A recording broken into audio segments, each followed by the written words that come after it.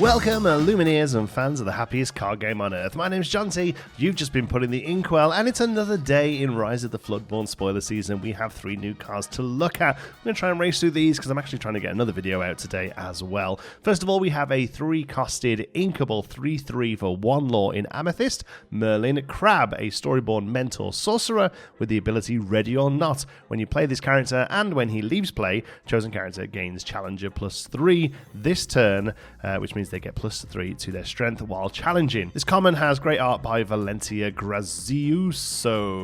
Oh man, I struggle with these European names. I'm so sorry, folks. So we continue the epic animal battle, wizard sorcery battle that's been showed off the last few days from Sword in the Stone. Here we have Merlin as a crab attempting to chop the neck of Madam Mim's snake, who we can see as a shadow on the artwork there, I think. And this continues the theme of the Merlin animals in that something happens when he enters play and when he leaves play, this time giving Challenger +3. Honestly, I think this may well be one of the weaker ones of the group. I'm just not really a huge fan of characters that give Challenger. I know that characters like Meg and Philatites do see some play in some decks, but personally, I'm not a huge fan of them, and I don't really consider it to be that much value. Who knows? I suppose there is a deck that makes someone have Challenger +6 from this card coming out and being removed again in the same turn, but I feel like that's going to be a bit of a complicated thing to set up. And talking of Madam Mim's snake, we have a 2-costed inkable 3/3 for 1 lore in Amethyst as well, Madam Mim Snake, Storyborn villain sorcerer with the ability Just You Wait.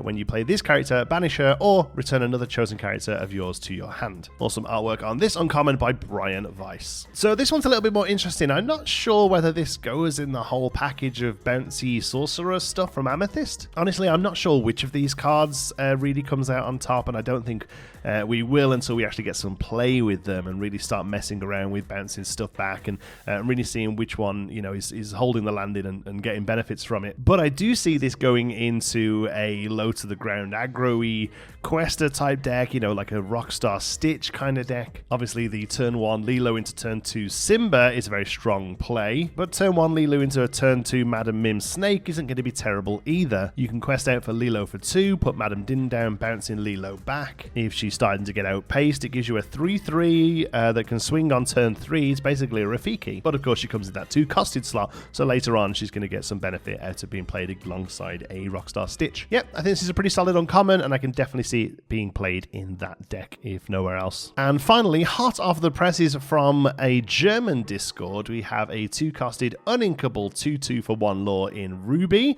Lady Tremaine. This one is all in German. As you can see, we don't have the English version of this card at time of recording. Luckily, I am an absolute expert in reading the translation that somebody's already done from German. So this is Lady Tremaine, Arrogant Matriarch.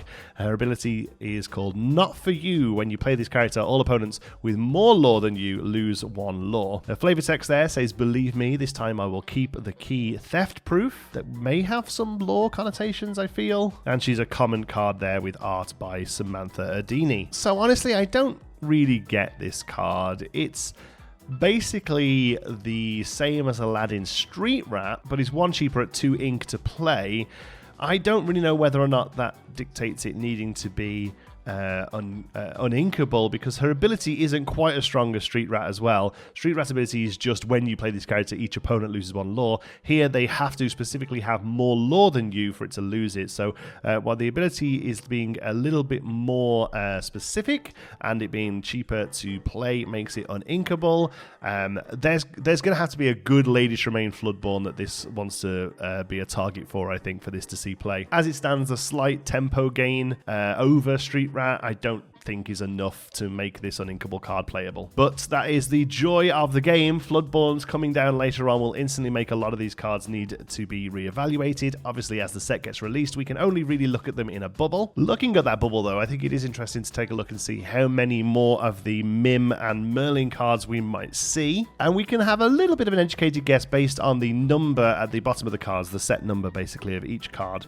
knowing that they work in alphabetical order and assuming that all of these stay in Amethyst. We can see currently Madam Mim Fox is at 46 and Madam Mim Snake is at 49. So 47 and 48 are going to be Madam Mims as well. She turns into a chicken, an elephant, a rhino, a crocodile, a cat, and a tiger, and a dragon. They're the only ones we haven't seen yet. And alphabetically, the only one of those that fits in between Fox and Snake is Rhino. So I think it's a pretty safe bet to say that 46 or 48 is going to be Rhino. Obviously, of course, we can have a human form Madam Mim, much like we have Merlin's shapeshifter. And obviously, depending on her sort of subtitle, that she could fit anywhere, really. And of course, we could also have a 45 Madam Mim, even 44 Madam Mim, I guess. The highest number we have currently in Amethyst is 39, which is Elsa. And then looking at Merlin, he forms into a caterpillar, a walrus, a mouse, a goat, a turtle, and then obviously his big finish is that he's a germ, and he makes Madam Mim dragon sick. As it stands, there's a little less wiggle room for him. We already have 49, 50, 52, 53, 54.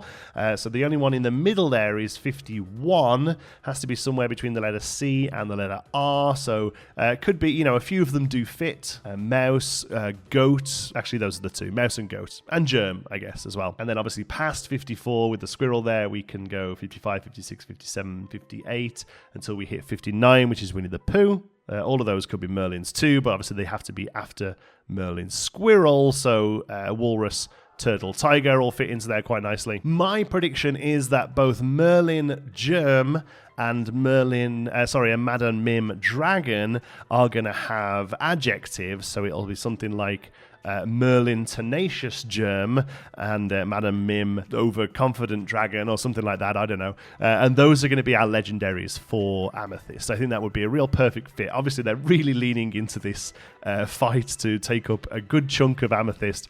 I think that would make perfect sense that the two final forms in the fight, the monstrous dragon, well, they can't call it monstrous dragon, but the big old dragon, and then the germ that takes it out, the sort of final forms of each of these sorcerers. I think that would make two really perfect legendaries, and I think mechanically you could do something really fun with them as well. The germ could obviously shut things down on your opponent's board.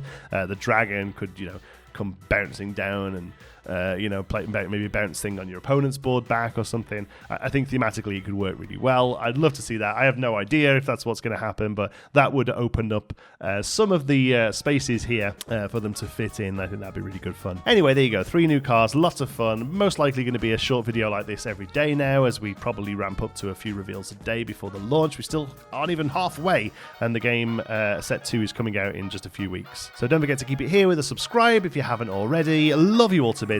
Till the next one, be good.